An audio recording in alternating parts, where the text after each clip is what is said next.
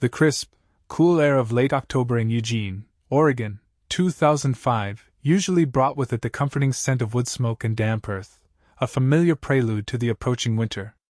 Leaves on the towering Douglas firs and maples blazed in hues of crimson and gold, scattering across sidewalks like forgotten jewels. On this particular Tuesday evening, as twilight deepened, a gentle mist began to curl around the streetlights, casting an almost ethereal glow over the otherwise ordinary suburban landscape. The sounds of distant traffic hummed a low, hypnotic tune, punctuated occasionally by the laughter of children winding down their day or the bark of a neighborhood dog. It was a scene of quiet, almost idyllic domesticity, a picture of peace that belied the chilling discovery that was about to unfold and irrevocably shatter the serene illusion. Carol Jennings, a name that resonated with warmth and dedication throughout the halls of Northwood High, was missing. Her absence wasn't merely a delay, a forgotten appointment, or a minor miscommunication. It was an abrupt, inexplicable void. Carol was a creature of habit, a woman whose life revolved around careful planning and steadfast reliability. When her husband, David, found himself staring at an empty driveway long after he expected her home, a quiet unease began to settle in his gut, growing with every passing minute of her inexplicable delay. The mist outside seemed to thicken, pressing in on the windows like a silent, unwelcome premonition. The comforting hum of the city now felt like a taunting, indifferent drone. What had begun as a typical autumn evening had, in a single moment, veered sharply into the terrifying unknown, leaving behind only questions and an ever-deepening sense of dread. Carol Jennings was more than just a name, she was a cornerstone of the Northwood High community. For 15 years she had graced the English department with her vibrant presence, transforming classic literature from dusty texts into living, breathing worlds for countless students.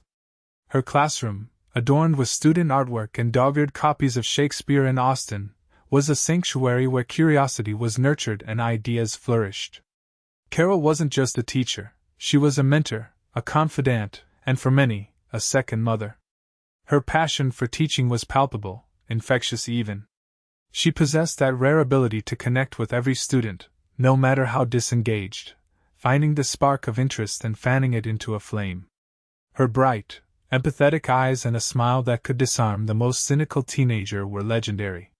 She lived a rich, full life in Eugene, deeply rooted in the community, often volunteering at local shelters and participating in school fundraisers. Her routine was meticulously structured, early mornings preparing engaging lessons, a full day of inspiring young minds, and often, late afternoons dedicated to tutoring students who needed extra help. Her dedication was unwavering, her commitment absolute. It was this very dedication that led to the night she vanished. On that Tuesday, she had stayed late, as she often did, to help Maria Sanchez, a particularly bright but struggling junior, with her college essay. David, accustomed to her late nights, initially wasn't worried. He knew Carol often lost track of time when helping a student. But by 8:30 p.m., the usual time she'd be pulling into their driveway, there was no sign of her. By 9 p.m., a flicker of concern. An hour later, concern morphed into anxiety as he tried her cell phone, only to be met with her cheerful, yet now chillingly unreturned, voicemail message. He paced the living room, the quiet house amplifying the growing panic within him. He called the school, but the lines were already routed to an answering machine. He called Maria's parents, who confirmed Maria had been dropped off by Carol shortly after 7 p.m. The last confirmed sighting of Carol was leaving Maria's driveway. At 10:45 p.m., David, his voice trembling with a fear he desperately tried to suppress, called the Eugene Police Department. The initial response was cautious, as is often the case with adult missing persons reports. However, David's frantic insistence and Carol's uncharacteristic disappearance quickly escalated the situation. Within the hour, officers were dispatched to Northwood High School. The school parking lot was dark and mostly empty, save for a few stray vehicles belonging to other late-working faculty members. There, beneath the wavering beam of a patrol car's spotlight, sat Carol Jennings's silver Honda Civic, parked neatly in her usual spot near the main entrance. The sight was a punch to David's gut. The car was locked, seemingly undisturbed, a silent sentinel mocking their growing terror. Her purse was inside, visible on the passenger seat, along with her planning books and a half-eaten apple. It was as if she had simply stepped away for a moment, and never returned. The immediate sense of dread was palpable, heavy in the cool night air. The police quickly established a perimeter, and a more thorough search of the school grounds began. Flashlights cut through the inky blackness, sweeping across empty classrooms, deserted hallways, and silent sports fields. There was no sign of forced entry, no struggle, no dropped item to hint at her whereabouts. Only an eerie silence, broken by the crackle of police radios, seemed to answer their questions. The mystery deepened with every passing minute, twisting tighter around the hearts of those present. The initial investigation yielded nothing but more questions, setting a chilling tone for what would quickly become one of Eugene's most baffling cold cases. The lack of any obvious clues, coupled with Carol's impeccable character, created an immediate and profound sense of unease. How could someone so visible, so loved, simply vanish into thin air from a familiar, public place? The thought was terrifying, haunting. This story of Carol Jennings's disappearance is one of many that echo through our communities, leaving families broken and justice unserved. If you're as captivated and concerned by these untold stories as we are, and you want to follow every twist and turn of this baffling case as we uncover new details, please consider subscribing to our channel. Your support helps us shed light on these cold cases, keeping the memory of victims alive and advocating for resolution. Hit that subscribe button and join us as we delve deeper into the mysteries that demand our attention and help us push for answers. The chilling news of Carol Jennings's disappearance spread like wildfire through Eugene, igniting a collective gasp of disbelief and an immediate outpouring of concern. What began as a localized police investigation swiftly escalated into a community-wide crisis. News channels, both local and regional, picked up the story, plastering Carol's smiling portrait across television screens and newspapers. Her face, so familiar and reassuring, now evoked a profound sense of fear and desperation. Students crowded the hallways of Northwood High, their usual boisterous energy replaced by hushed whispers and tearful embraces. Colleagues spoke in somber tones, clutching coffee cups, their eyes red-rimmed and distant, struggling to comprehend how someone so vibrant could simply vanish without a trace. Vigils were spontaneously organized, candles flickering in the cool autumn nights, their small flames a poignant reflection of the community's dwindling hope and burgeoning fear. The collective confusion was palpable. How could such a thing happen in their quiet, close-knit town? The pervasive question hung heavy in the air, a dark cloud over every conversation. Where was Carol? The town, usually so resilient, found itself grappling with an unsettling vulnerability, a growing dread that something truly terrible had befallen one of their own. Police efforts intensified, shifting from initial search and rescue to a full-blown missing persons investigation with a potentially sinister undertone.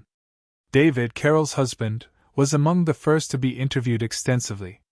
Detectives meticulously probed his relationship with Carol, his whereabouts that night, and any potential conflicts or secrets. His answers were consistent, his grief raw and undeniable, yet the standard police protocol dictated thoroughness.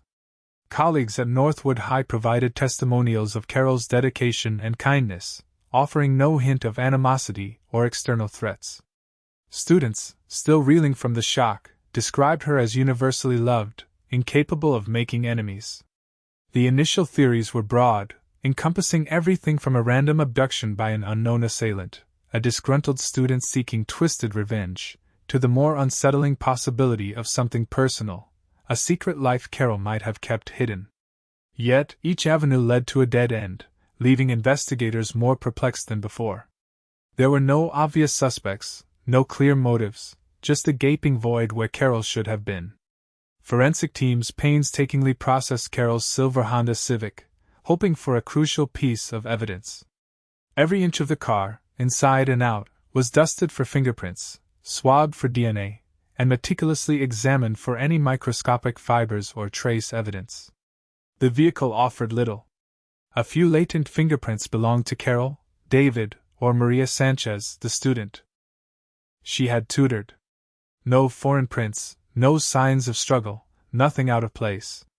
The school premises, particularly the parking lot and the route from the main entrance to Carol's usual parking spot, were scoured with similar intensity. Floodlights illuminated the grounds through several long nights, revealing only the common detritus of a school day, discarded papers, fallen leaves, and forgotten sports equipment.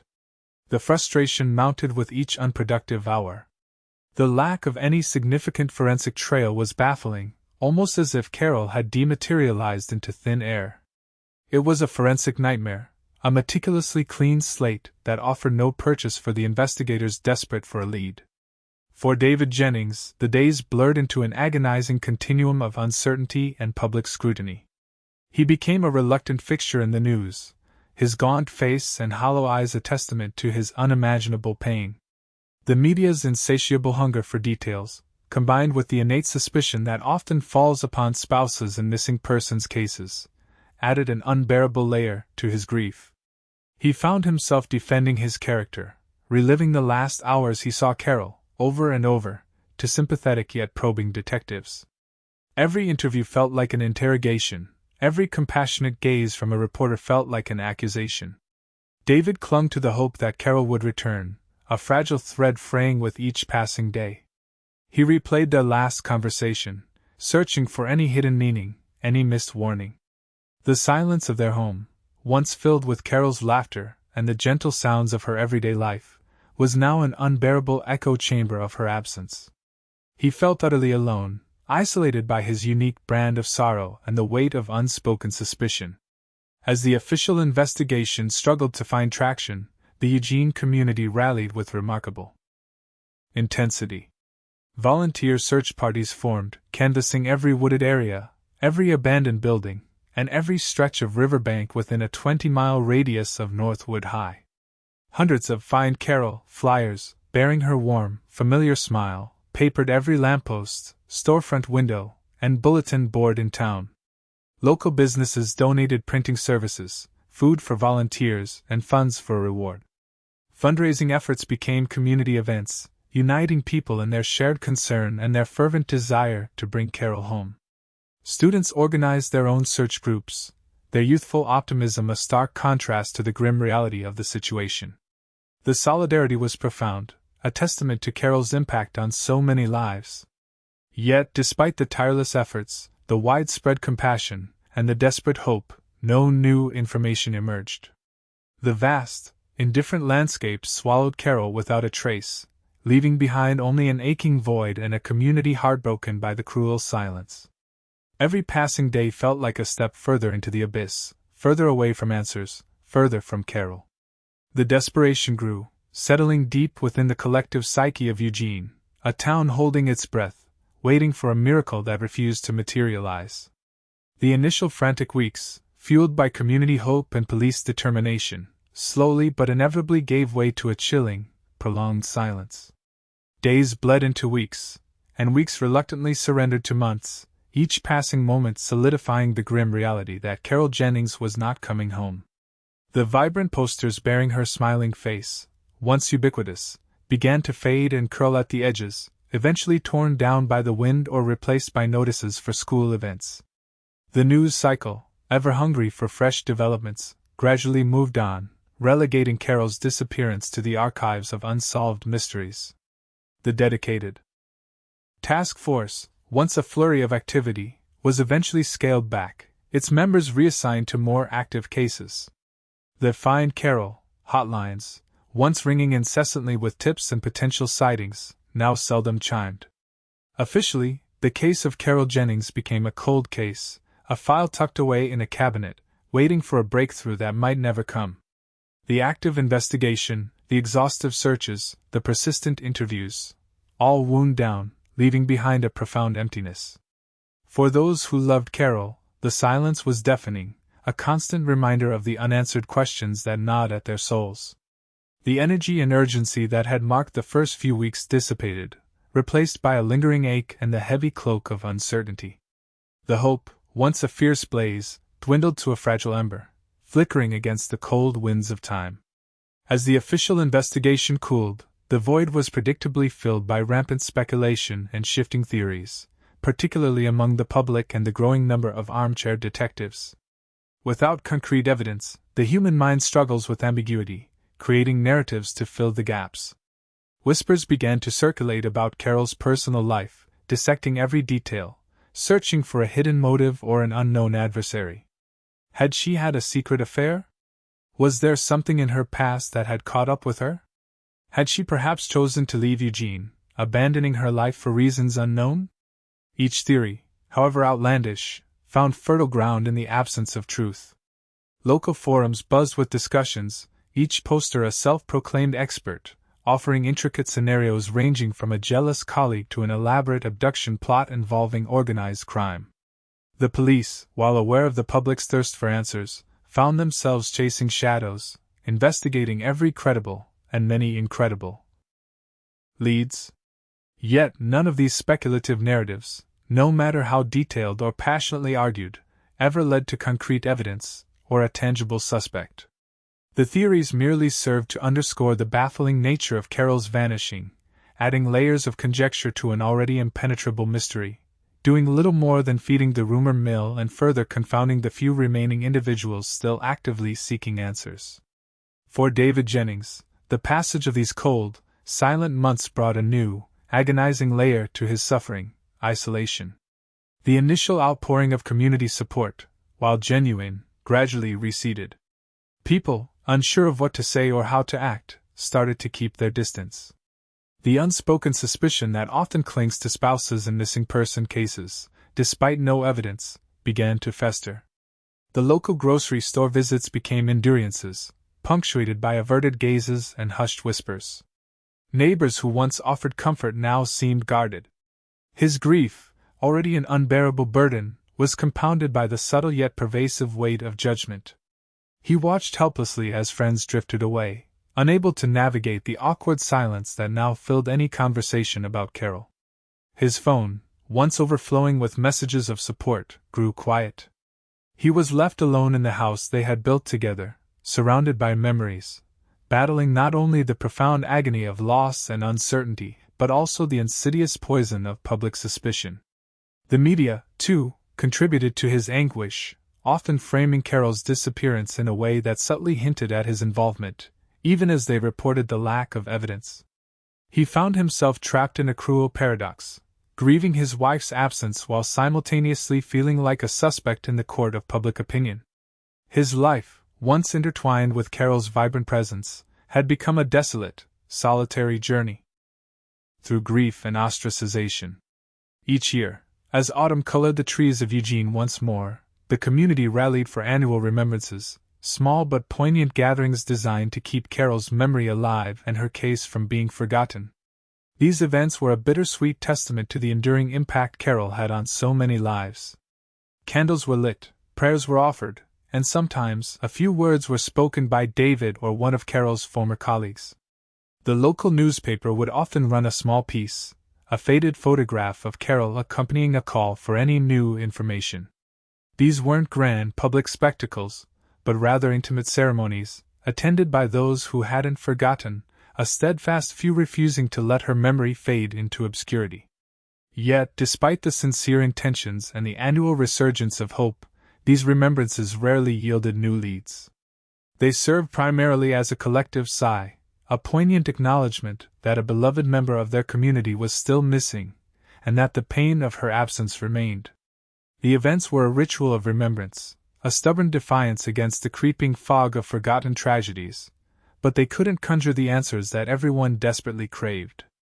The annual cycle of hope and disappointment became a painful rhythm for those still invested in Carol's case. The impact on Carol's students, many of whom were still navigating the turbulent waters of adolescence when she vanished, was profound and lasting. For them, Carol's disappearance wasn't just a news story. It was a personal tragedy that shook their nascent understanding of the world. They remembered the shock, the disbelief, the quiet corners of the school where tears were shed in secret. Years later, now adults with their own families and careers, the memory of their beloved teacher's vanishing continued to echo. It became a benchmark, a chilling reminder of how quickly safety could be shattered, how abruptly justice could be denied. They reflected on how her absence had altered their perception of community, of security, of the very fabric of their lives. Some spoke of a newfound cynicism, while others described a heightened sense of vigilance, a constant undercurrent of unease that had settled deep within them. Her disappearance had stolen not just a teacher, but a piece of their innocence, leaving indelible marks on their psyches. The unresolved mystery continued to be a shadow in their collective memory, a dark question mark hanging over their formative years, shaping their perceptions of safety and the elusive pursuit of justice. The unanswered questions of their youth became the enduring burdens of their adulthood. Almost a full decade slipped by since Carol Jennings vanished into that cold Oregon night. The brisk autumn air still swept through Eugene each year, painting the landscape in vibrant, melancholic hues, but the immediacy of the tragedy had dulled, receding from the national headlines. What remained, however, was a deeply felt, persistent ache within the heart of the community. Carol's story, though no longer a daily fixture on the evening news, was a phantom limb, an absence that continued to shape the town's collective memory, a cautionary tale whispered among generations of Northwood High students. Life, as it always does, marched onward, yet for many, particularly David, a core piece of their world had irrevocably splintered. The world changed around the unsolved mystery. Technology evolved at an astonishing pace, and with it, the potential for new avenues in forensic science began to emerge from the realm of science fiction into tangible investigative tools. DNA analysis became more sophisticated, capable of extracting information from ever smaller and more degraded samples. Digital forensics, once a nascent field, became a powerful ally in unpacking complex cases. These advancements, whispered about in police academies and laboratories, offered a faint glimmer of hope, a distant promise that perhaps, just perhaps, the rigid silence of cold cases might one day be broken. The world changed around the unsolved mystery. Technology evolved at an astonishing pace, and with it, the potential for new avenues in forensic science began to emerge from the realm of science fiction into tangible investigative tools. DNA analysis became more sophisticated, capable of extracting information from ever smaller and more degraded samples. Digital forensics, once a nascent field, became a powerful ally in unpacking complex cases. These advancements, whispered about in police academies and laboratories, offered a faint glimmer of hope, a distant promise that perhaps, just perhaps, the rigid silence of cold cases might one day be broken. A new generation of cold case detectives, driven by a fresh perspective and armed with these burgeoning scientific capabilities, eventually inherited Carol Jennings's file. Detective Elena Rodriguez and Detective Mark Jensen, both relatively young but fiercely dedicated, saw the thick, dust-covered binder not as a testament to failure, but as a challenge. They approached the case with an almost archaeological meticulousness, believing that every detail, no matter how small, held potential significance. Their training emphasized leveraging modern techniques to revisit old enigmas, to find the overlooked, the underestimated, the evidence that had simply been beyond the scope of 2005's investigative toolkit. They understood that time, while often an enemy to memory, could also be an ally, allowing for emotional distance and the detachment necessary to reevaluate without the immediate pressures and biases of the initial chaos. Their fresh eyes were critical. They were unburdened by the frustrations of the original team, unswayed by the initial theories that had led nowhere. They saw only data, facts, and the potential for new interpretations. Their first step was a comprehensive re-examination of every single piece of evidence collected in 2005. This wasn't a cursory glance, it was a meticulous, item-by-item review. They pored over police reports, witness statements, forensic logs, and crime scene photographs. They looked for discrepancies, for logical gaps, for anything that might have been misinterpreted or missed entirely a decade prior. The original investigators had done their best with the resources available, but forensic science had made monumental leaps. What was once considered insignificant trace evidence could now hold a universe of information. They meticulously cataloged items that had been collected and preserved, often through sheer protocol, but whose potential hadn't been fully realized at the time. Their focus wasn't just on what was found, but what wasn't found, and why. The sheer thoroughness of their approach was a testament to the new era of cold case investigation, where patience and precision were paramount. Among the myriad of collected items, their attention was particularly drawn to a small, almost imperceptible fiber recovered from the exterior of Carol's Honda Civic, near the driver's side door handle. It was so tiny, initially dismissed as environmental debris or an artifact from a passing pedestrian. In 2005, its analysis would have been crude at best, offering little definitive information. But in the current era, powerful microscopes and advanced chemical analysis techniques promised a much clearer picture. Another item of interest was a single, dark hair found entangled in the seam of the driver's seat. It was a minor detail in the original report, noted but ultimately deemed inconsequential, as it didn't match Carol or David. The cold case team recognized these as potential goldmines, items that had been processed only superficially at the time, their true evidentiary value then unquantifiable. These nearly invisible fragments, once relegated to the bottom of the evidence box, now held the promise of unlocking a decade-old mystery. The meticulous preservation of these seemingly insignificant pieces of evidence by the original team was a stroke of luck, a foresight that now paid dividends. Meanwhile, David Jennings, a ghost in his own life, continued to bear the heavy weight of Carol's absence. The passing years had etched deeper lines of sorrow onto his face, but they had not dulled the sharp edges of his grief. He had never remarried, never fully moved on. His home, once a vibrant space filled with Carol's laughter and warmth, remained a shrine to her memory, untouched in many ways by the relentless march of time. He lived a quiet life, punctuated by the annual remembrance ceremonies and the constant, nagging ache of unanswered questions.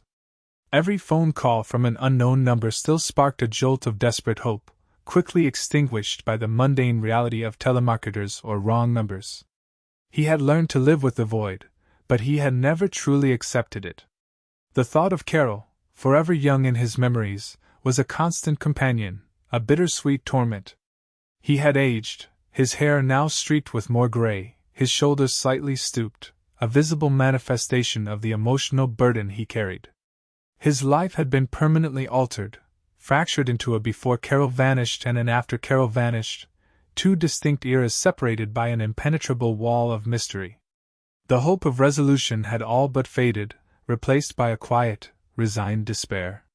The breakthrough, long awaited and almost beyond belief, finally came. A key development in DNA technology, a significant leap forward in forensic sequencing and analysis, allowed for the re-examination of that specific, minute fiber from Carol's car. The technology could now extract a viable DNA profile from even the most degraded or tiny samples, something impossible a decade prior. The forensic lab, buzzing with quiet intensity, meticulously processed the fiber and the hair sample from the seat. Hours of painstaking work, careful separation, and advanced amplification techniques culminated in a moment of electrifying discovery. The DNA profile generated from the single strand of hair was surprisingly robust. It was then entered into the National CODIS database, a routine step that had, in earlier years, yielded only negative results. But this time was different. A match was made. The system flagged a name, a person previously unknown to the investigation, someone who had never been on any suspect list, never interviewed, never even remotely considered. The initial shock reverberated through the cold case team, their years of patient work suddenly culminating in a profound, almost surreal moment of triumph and disbelief. The matched profile belonged to a man named Marcus Thorne. His name sent a collective gasp through the police station. Marcus Thorne, now 32 years old, had been a student at Northwood High in 2005. Not just any student, but one who had been in Carol Jennings's senior English class during her last year of teaching. He was not a star pupil, nor was he particularly problematic. He was simply one face among many, a quiet kid who had maintained AC average. He had never been identified as a person of interest. His alibi for the night of Carol's disappearance, if he even had one, had never been checked. primarily because he wasn't on anyone's radar. He was just a ghost in the background of a bustling high school, remembered by some teachers as polite, by others as forgettable. Marcus Thorne's life since 2005 had been unremarkable, at least on the surface. After high school, he had drifted through a few community college courses, never graduating. He held a series of low-paying, manual labor jobs, moving frequently between towns in western Oregon. He had married briefly, divorced, and had no children. He had a minor criminal record, a few traffic violations, a shoplifting charge 5 years prior that had placed his DNA in the system after he pleaded guilty to a misdemeanor. This seemingly insignificant brush with the law was the key, the accidental thread that had finally connected him to Carol's disappearance. It was a twist of fate, a confluence of advanced technology and a petty crime, that brought a decade of silence crashing down. The revelation of Marcus Thorne as the unexpected suspect sent shockwaves not only through the police department, but also through the entire community of Eugene. The idea that one of Carol's own students, a face that would have been familiar in the halls of Northwood High, could be responsible for her disappearance was almost unfathomable. Those who remembered Marcus from school struggled to reconcile the quiet, unassuming teenager with the terrifying image of a cold case murderer. Former classmates, many of whom had participated in the initial searches for Carol, expressed a mixture of horror and betrayal. The news rippled through the alumni networks, sparking frantic phone calls and social media exchanges. It was a stark reminder of the hidden darkness that can lurk beneath the surface of seemingly ordinary lives, and that those closest to us can sometimes harbor the most sinister secrets. The shockwaves of Marcus Thorne's identification as the unexpected suspect quickly translated into a relentless, meticulously orchestrated effort by the cold case team to build an airtight case. The DNA evidence was an undeniable cornerstone, a scientific fact that could not be argued away, but the detectives understood that prosecutors would need more than a single piece of forensic data, no matter how compelling. They delved deeper into Marcus Thorne's past, scrutinizing every aspect of his life since 2005, searching for patterns, inconsistencies, or any previously overlooked connections to Carol. This meant revisiting old documents, cross-referencing school records with police reports from other jurisdictions, and constructing a detailed timeline of his movements and activities. Every reported incident, every minor infraction, every known address became a piece of the intricate puzzle, slowly revealing a more complete, and far more troubling, picture of the man. The team worked tirelessly, fueled by the decade-long wait for answers, determined to ensure that this breakthrough would lead definitively to justice for Carol. Marcus Thorne was brought in for questioning, ostensibly about his minor shoplifting charge, but the true intent of the detectives was clear from the outset. He arrived at the police station, a man in his early 30s, looking unremarkable, almost forgettable, just as he had been described by his former teachers. His initial demeanor was calm, almost dismissive, offering vague answers and feigning ignorance about Carol Jennings's disappearance. He denied any involvement, his voice steady, his eyes meeting the detectives without flinching. He recounted a mundane evening in 2005, filled with video games and homework, an alibi that was now being picked apart with a decade's worth of hindsight and new information. However, as the detectives subtly but persistently steered the conversation towards the DNA evidence, his composure began to crack. The mention of the specific fiber from Carol's car, the hair from her seat, details he couldn't possibly explain away, caused a visible shift. His eyes darted, his breathing became shallow, and the veneer of nonchalance began to crumble under the relentless pressure of irrefutable scientific proof. The calm denials morphed into stuttered excuses, then into a tense, desperate silence, before finally, inevitably, breaking entirely. Under the weight of the undeniable evidence and the relentless, strategic questioning, Marcus Thorne eventually confessed, his words tumbling out in a torrent of bitterness and self-pity. The motive, when it finally emerged, was a chilling testament to the often trivial triggers of unspeakable violence.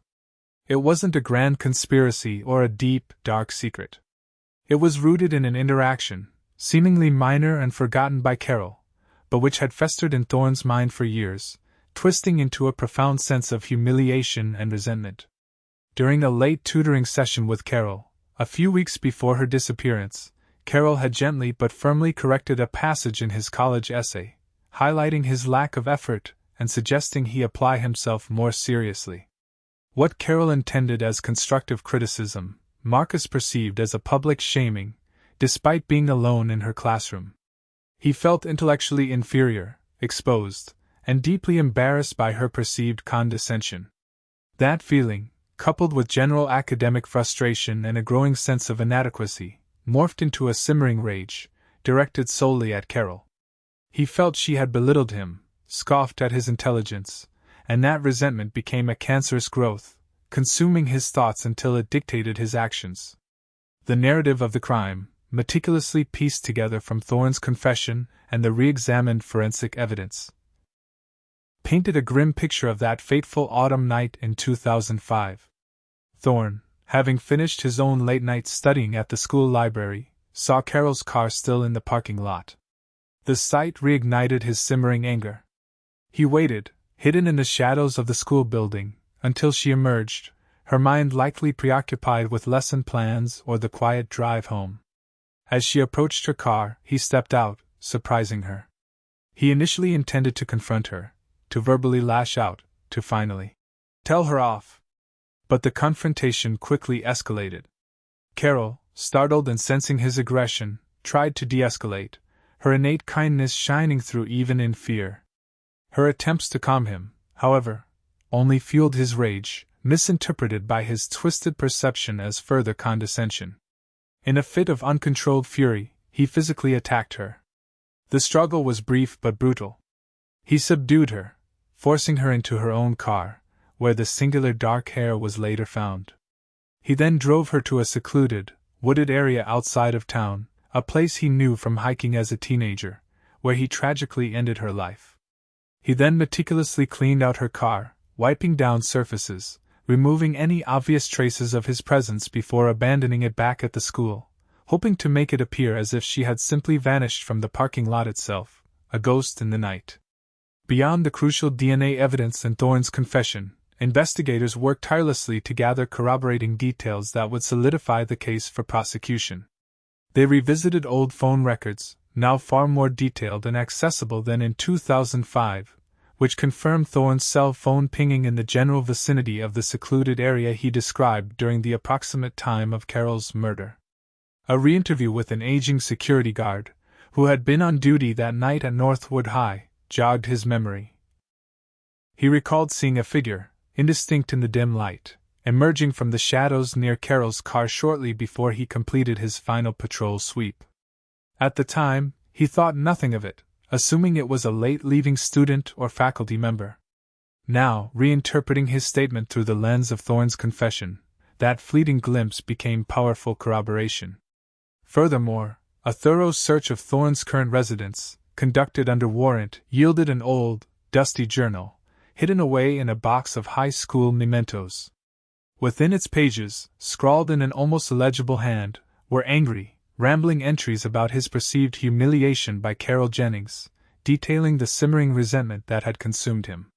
It wasn't an outright confession, but it provided an invaluable, chilling insight into his fragile psyche and the twisted genesis of his motive, tying the pieces of the decade-old puzzle together with disturbing clarity. The culmination of this relentless pursuit of truth arrived swiftly and decisively. With the DNA evidence definitively linking Marcus Thorne to Carol Jennings, his detailed confession, and the overwhelming corroborating evidence, the prosecution moved quickly. Marcus Thorne was formally arrested and charged with the murder of Carol Jennings. The public announcement, made by the Eugene Police Department in conjunction with the District Attorney's Office, sent ripples of profound relief and shock throughout the community. A decade of unanswered questions, of lingering dread and speculative whispers, was finally addressed with a name, a face, and a narrative of what had truly transpired that horrifying night. The news spread like wildfire, igniting local television broadcasts, dominating social media feeds, and becoming the sole topic of conversation in coffee shops and grocery aisles across Eugene. A collective sigh of incredulity and vindication seemed to sweep through the city, as people grappled with the reality that the beloved teacher's disappearance was not some random, inexplicable act, but a calculated crime perpetrated by someone within their very own community. For David Jennings, the news arrived with a tempest of conflicting emotions. When Detective Rodriguez called, his heart sank, expecting yet another dead end or a request to revisit old, painful memories. Instead, her voice, usually steady and professional, carried a tremor of triumph as she delivered the long-awaited revelation. Marcus Thorne. A student. David remembered the name vaguely, a quiet young man in Carol's English class. The initial wave was pure, unadulterated relief, a sensation so overwhelming it buckled his knees. After 10 years of living in a purgatory of uncertainty, the simple fact of an answer, a resolution, was almost unbearable in its intensity. But this relief was swiftly followed by a surge of white-hot anger. Anger at Thorne for stealing Carol, for annihilating their future, for the decade of agony he had inflicted. And then, a profound, aching sadness washed over him, a realization that while he had answers, Carol was still gone.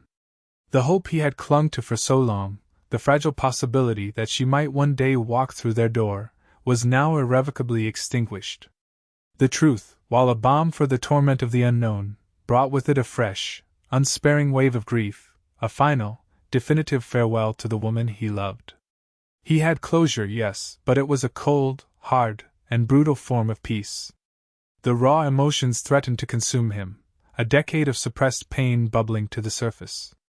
The community's response was a complex tapestry of emotions. Shock was perhaps the most dominant thread. That Marcus Thorne, a seemingly ordinary kid from their own town, could commit such a heinous act was a bitter pill to swallow. Vindication was also present.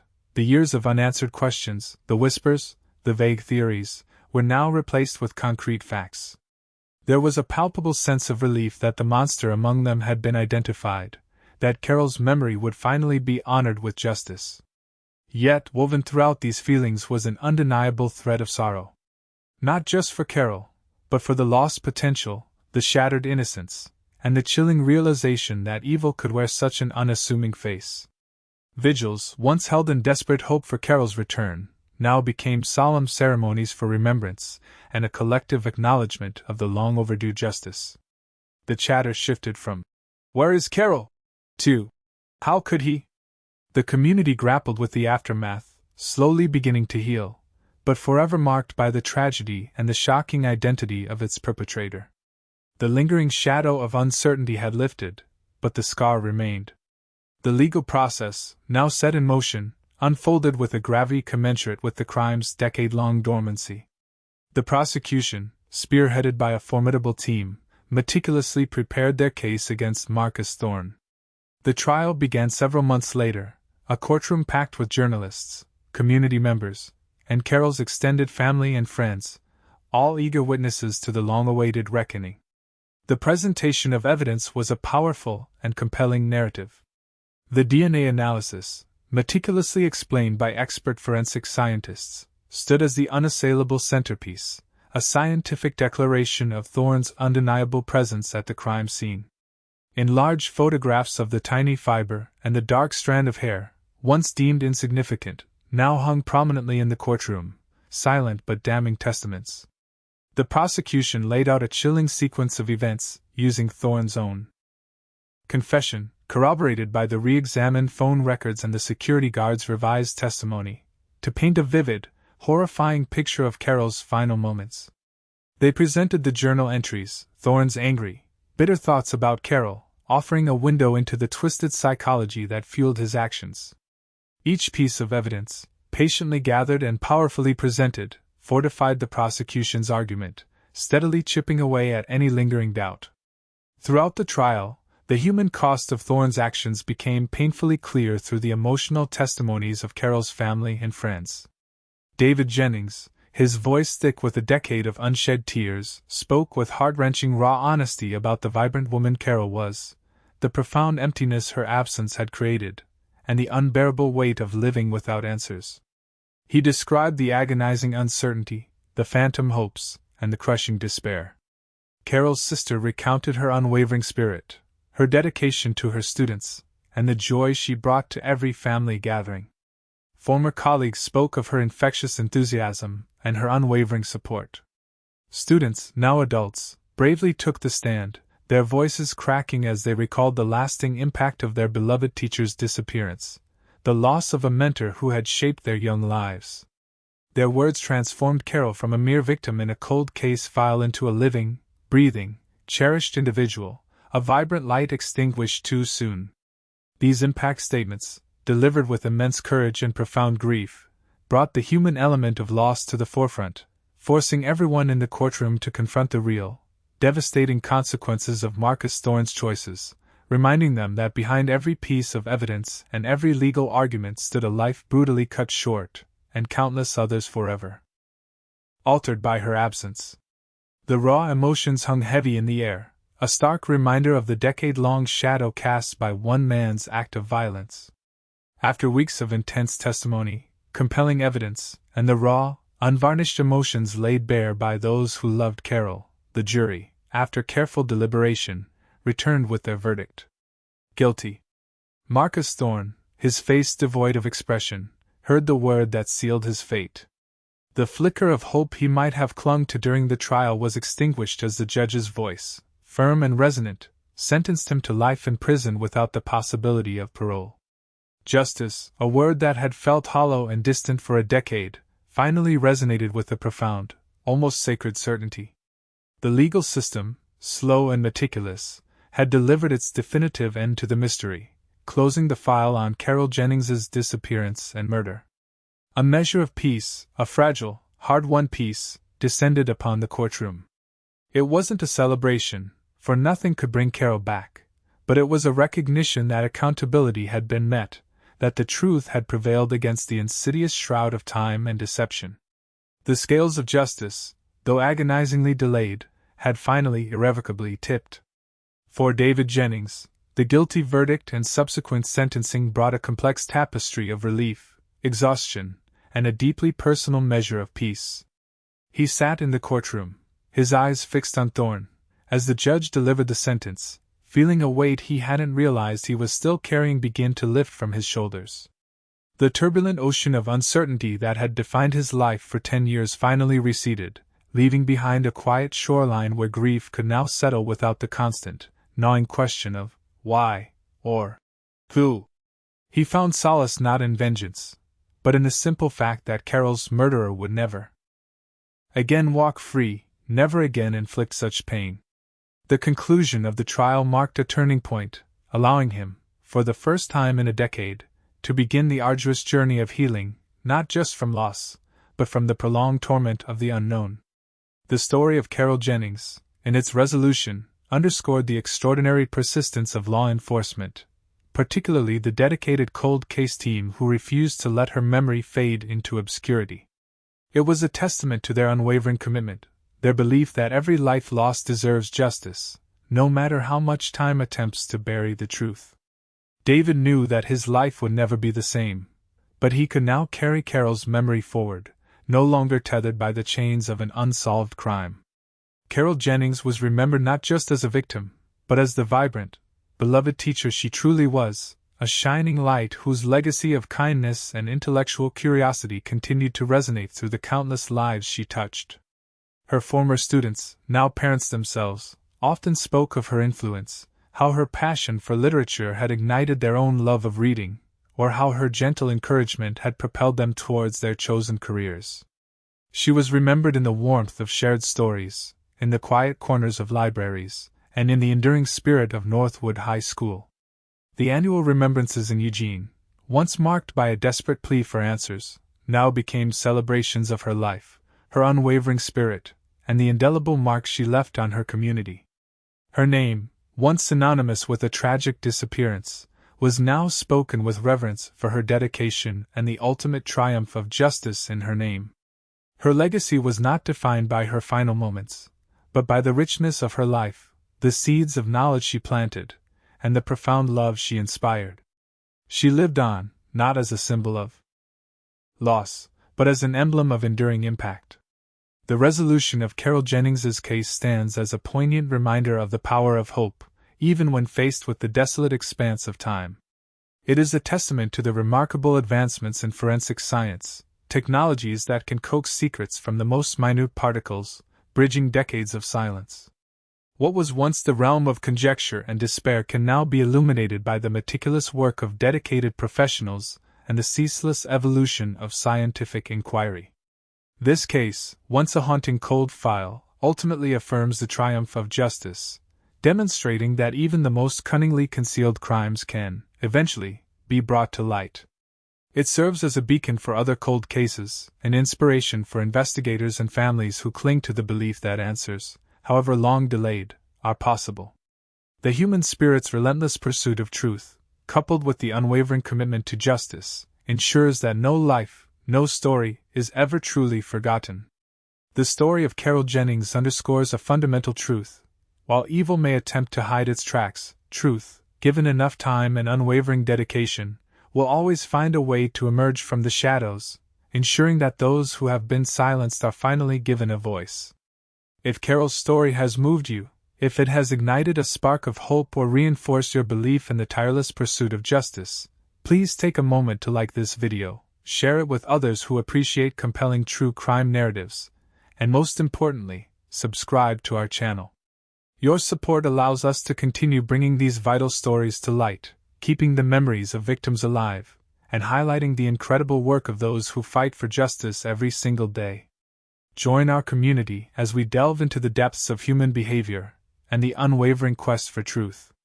Next time, we'll be exploring another captivating cold case, one that will challenge your perceptions and reignite your passion for understanding the darker corners of human experience.